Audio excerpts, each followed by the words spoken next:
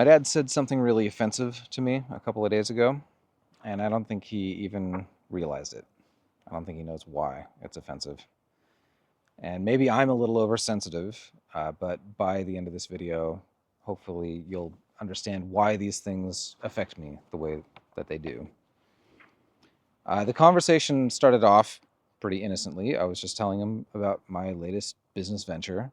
I'm going to be doing a laser etching of gun parts. Whatever. And it's probably the most genuinely creative endeavor I've seriously pursued. And when I told Dad about this, his response was something to the effect of, "Guns kill people, do something else." Okay, a little backstory. You should understand Dad and I already have a serious history of political disagreement. So this statement tells me that he believes I'm involving myself in a violent culture. Just based on our previous conversations, that's what I think he believes. It's a complete inversion of the truth. My dad is almost entirely focused on spiritual pursuit. He seems to believe that guns are an affront to his faith. And partly because of that, I don't think he lives in the real world anymore. His formative years and his adulthood, really, were blessed with civil peace. And I would love nothing more than for that to be our reality today. But that is not what we're seeing in the streets. I want to be clear about who I am, because I don't think Dad really knows who I am. And that's another video. But I'm an incredibly peaceful person.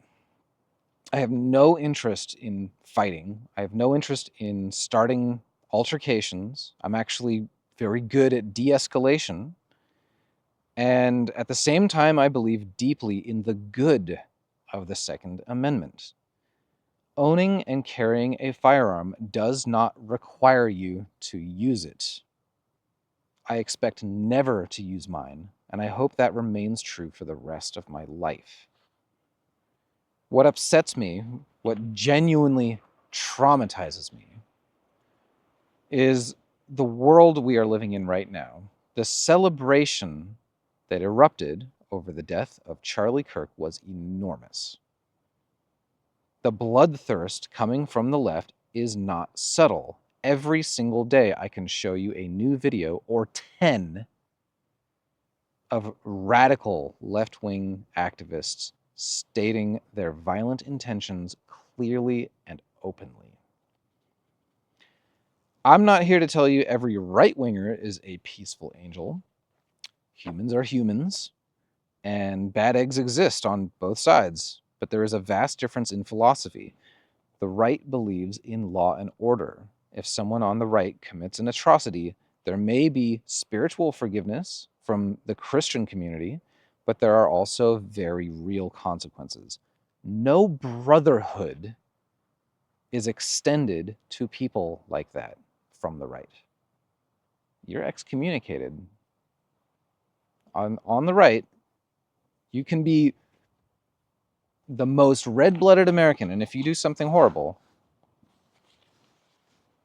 no, you're out of the community, essentially, you know?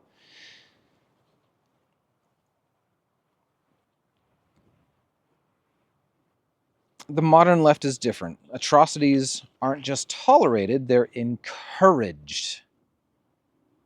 There is brotherhood predicated on violent intent within the left.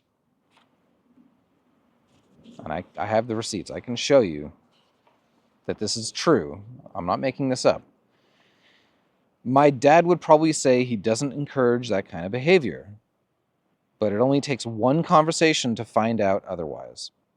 Not long ago in Dallas, a 29-year-old activist opened fire on ICE agents, and ironically, the only people he hit were the detainees he supposedly intended to protect.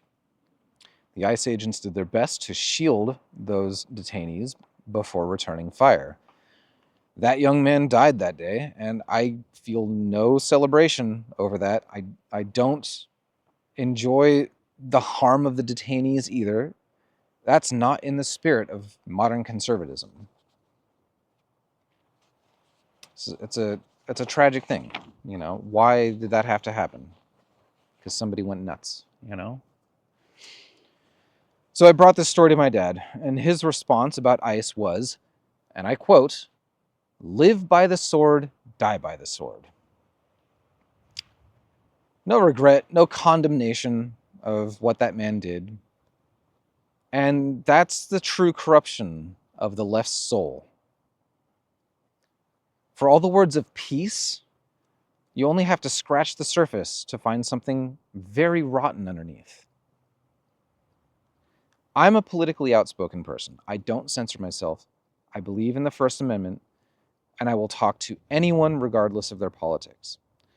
In my experience, that olive branch is almost never offered in return. There's no genuine desire for discourse from the left. If I try to make my point, I receive insult and ad hominem attacks in return, not honest conversation. It's rare that I find somebody on the left that's actually willing to speak with me honestly. It's wild to me. So far, I've been fortunate that none of it has turned physical, but I have felt that desire coming from the other side. I can feel that certain people would like to see me hurt. And I don't believe it's just a feeling. The pattern of political violence in this country is well documented. It flows overwhelmingly from the left towards the right. I have these incidents bookmarked. I also keep a list of politically motivated attacks from the right against the left, by the way. But it's a really short list. If you have more, send them to me. You know, I've asked plenty of people, like, yeah, show me the other side. Send me the links. I will add them to my list. Let's talk about a specific story, because it was buried, actually, and it deserves to be heard. On September 18th, 2022, in McHenry, North Dakota, an 18-year-old named Kaylor Ellingson was run down by a 41-year-old man named Shannon Brandt. The two had gotten into a verbal political argument. Brandt was on the left, Kaylor was on the right. Brandt got into his SUV and ran over Kaylor. He rolled over his torso and his legs. Kaylor was transported to a hospital in Carrington, North Dakota, and he was then pronounced dead. Brandt, the assailant, admitted himself that the incident was political. He also claimed that Kaylor had threatened him and belonged to a Republican extremist group. There's no evidence of any such threat. There's no evidence of any extremist group. None of that was reality. Brandt was initially charged with criminal vehicular homicide and released on $50,000 bail. Charges were later upgraded to murder, a Class AA felony, carrying up to life in prison without parole, and he was ultimately sentenced to 5 years on a plea deal. 5 years. For a politically motivated killing that he confessed to. How much you want to bet he got a leftist judge? Ask anyone on the street if they know the name Kaylor Ellingson. I can almost guarantee they won't. And this story is one of many. This is not even rare, unfortunately. Now, coming back to the Second Amendment. If Kaylor had been carrying a firearm and successfully defended himself, this would not be as tragic a story. But nobody would be celebrating the outcome, but at least innocence would have been preserved. Shannon Brandt lost all claim to innocence the moment he put his foot on that gas pedal. Here's something worth understanding. More often than not, self-defense with a firearm does not involve a single shot fired. The vast majority of the time, if a would-be victim draws their weapon, the encounter is over. The potential assailant tends to flee. That is a good outcome. That is the reality of what carrying actually looks like more often than not.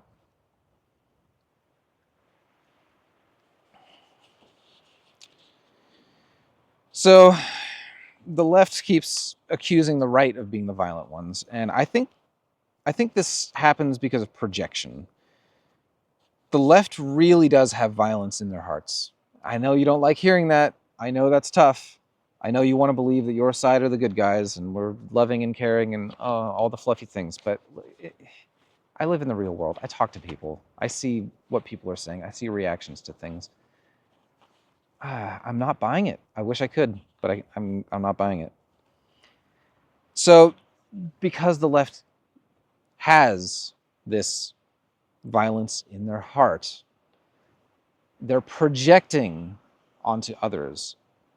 They assume others have the same violence in them, right? And they assume that of the right. They assume that of their political opponents, rivals, whatever you want to say. So they have this idea in their head and they use it to convince themselves that they're acting in self-defense when they commit a violent act. And I know that because they say it themselves. They say it out loud on camera. I've been training with firearms for some time now, and I study self-defense techniques, and I study the legal intricacies of what self-defense actually means. Now, sometimes in a fast, high-pressure situation, you can accidentally cross a line into something that no longer qualifies as self-defense. Few things can ruin a person's life more completely than being involved in a fatal self-defense incident, even a justified one. But I will not delude myself into believing I'm immune to danger. The world is rough. There are people with bad intentions everywhere, and I'm not just talking about political rattles. It could be your local meth head. Either way, I would rather be equipped to protect my own life and the lives of the people around me. So, Dad, I'm talking directly to you now. I will not be taking your advice. I'm going to engage in gun culture as much as I want, and honestly, that might be quite a lot. On a lighter note, it's fun. Going to the range is a genuinely good time. It's a great topic of conversation with people who share the hobby. And there is real spiritual fulfillment in knowing, in my heart of hearts, that my intentions are good. Knowing that I have that strength and that I carry it responsibly. That's comforting to me. So I want to focus on those positives. Now to the violent left, I have a message for you too. I never stop having messages for you, really, but here's another one. I've been trying for years to have honest conversations. You've made it clear you're not interested. So maybe I'm done extending goodwill.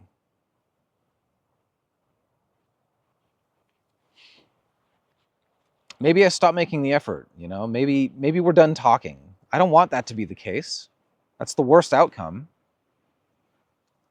You know, that implies something very ugly, and I think there's a better path forwards if you're willing to walk that path with me, with us.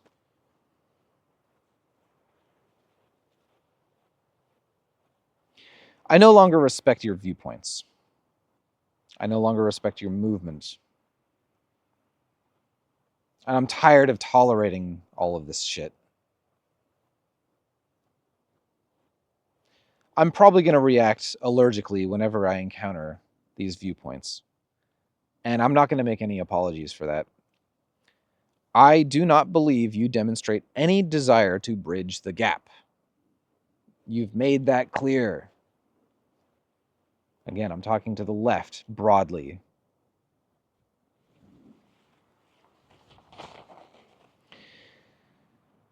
I know that it's the last thing you want to hear, Dad, but your hippie movement failed. It did not bring the peaceful world you thought that it would. It did not bring understanding. Instead, it brought the very division that you accuse others of causing.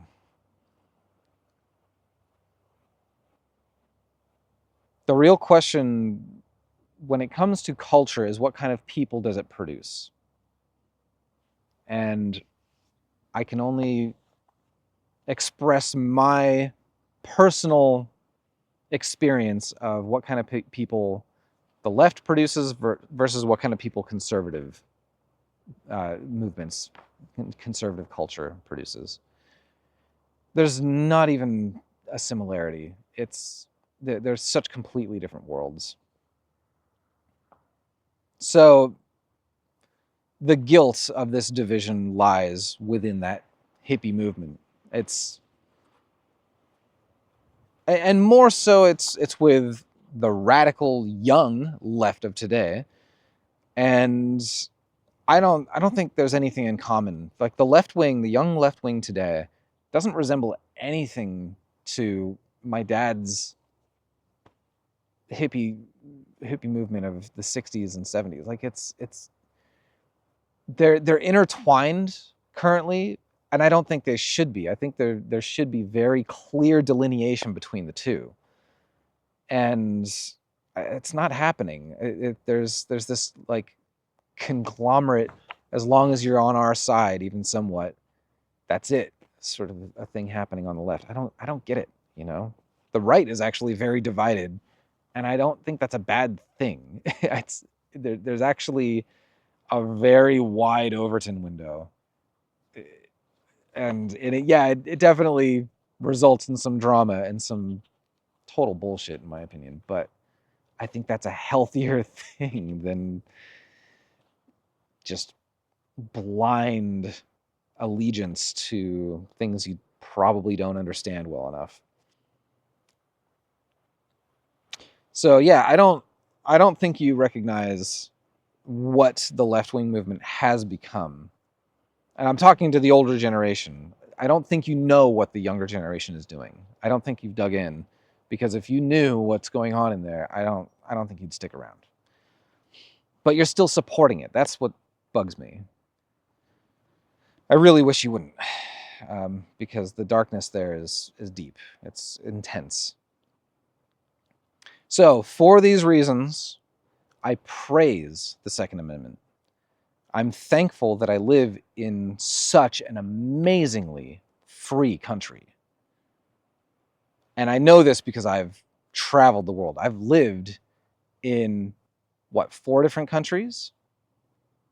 And in a way, I feel like now I'm living in a 5th country because I live in Texas, and the differences between Texas and California are that different, you know? It feels like a completely different country out here.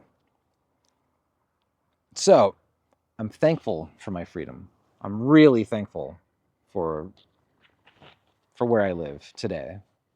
And I'm going to do my best to preserve that freedom. And not just for myself, but for my fellow Americans.